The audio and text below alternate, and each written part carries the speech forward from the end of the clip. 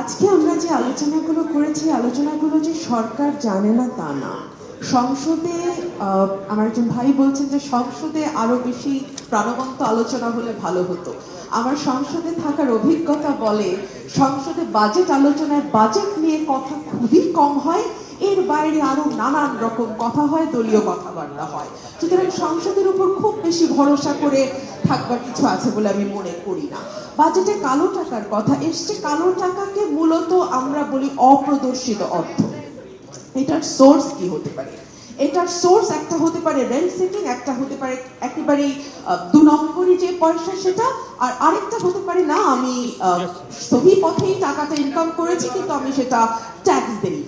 এখন আমি যদি সহি পথে টাকাটা ইনকাম করে থাকি, সেটার ট্যাক্স দেওয়া আমি মনে করি যদি কোনো কারণে ভুল হতে পারে, আমি দেইনি বা আমার হিসাবে ভুল হয়েছে ইত্যাদি কোনো কারণে যদি হয়, তাহলে 15% না করে যেটা ট্যাক্সের যেই স্ল্যাবের মধ্যে আমি পড়ি সেই স্ল্যাবের যেই অ্যামাউন্টটা আমাকে দিতে হয় সেটা যদি হতো তাহলে ভালো হতো।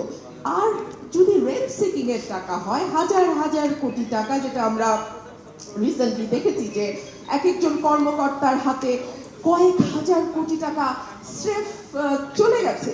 এখন সেটাকে যদি তারা 15% ট্যাক্স দিয়ে সাদা করে ফেলতে পারে, তাহলে দুর্নীতির প্রাতিষ্ঠানিকীকরণের মানে একটা টেক্সটবুক এক্সাম্পল বাংলাদেশ হয়ে থাকবে। দ্বিতীয়ত হচ্ছে ট্রলিং ব্যাগের কথা বলা হচ্ছে 117 টাকা, কিন্তু আপনি যদি আজকে বাজারে যান আপনি দেখবেন 125 টাকা 130 টাকায় ডলার বিক্রি হচ্ছে। তাও ডলারের সিভিয়ার ক্রাইসিস, মানে বিক্রি করতে চাইলেই যে আপনি বিক্রি করার মতো ডলার পাবেন তেমনটি না। সুতরাং আমরা যতই বলি না কেন 117 বা 118 টাকায় আমরা ডলার বিক্রি করব, কিন্তু যেই লোকটি কয়েক হাজার কোটি টাকা একেবারে অবৈধভাবে গত কয়েক বছরে ইনকাম করেছে বা জমিয়েছে, তার তো এই টাকাটা আসলে বিদেশে পাচার করতে হবে। তার তো ব্যাংকিং চ্যানেলে পাচারের কোনো রাস্তা নাই, তাকে হুন্ডির পথে যেতে হবে। এবং সে 130 টাকা বা 140 টাকা পার ডলার হলেও তার আসলে কিছু যায় আসে না। সুতরাং আপনারা যদি মনে করেন যে এই ট্রলিং ব্যাগ দিয়ে 117 120 এর মধ্যে থাকবেন, হ্যাঁ সেটা কাগজে কলমে হতেই পারে, যেমন কাগজে কলমে আমরা সংসদে বসে বাজেট নিয়ে বড় বড় আলোচনা করি না, বিষয়টি আসলে সেরকম নয়। সুতরাং এই ডলারের রেট যে কোথায় গিয়ে থামবে আমরা জানি না। তিন হচ্ছে মন্দরি।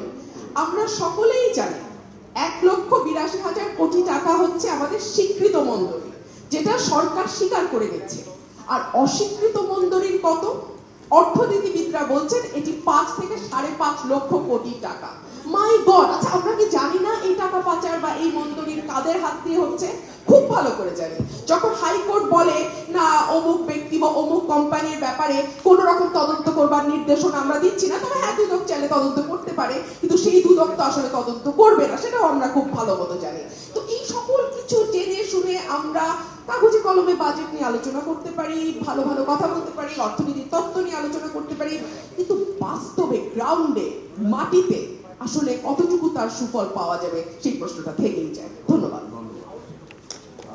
বিশ্বমানের থার্মিক্স রড, সালাম স্টিল থার্মিক্স, দেশের একমাত্র থার্মিক্স রড।